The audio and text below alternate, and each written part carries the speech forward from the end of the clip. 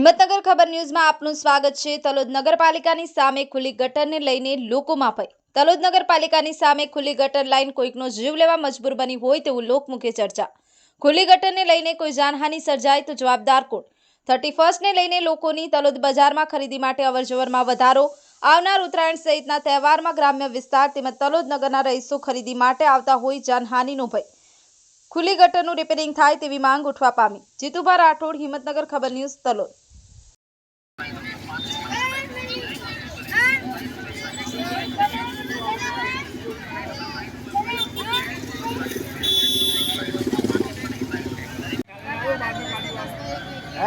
બાટલો આવે ઉમરવાળી હા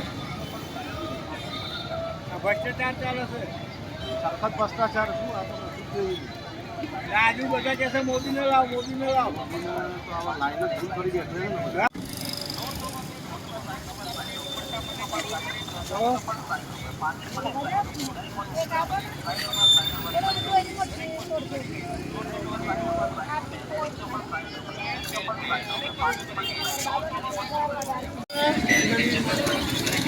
લે લો આ લોકોનો ફોટો લઈ લો।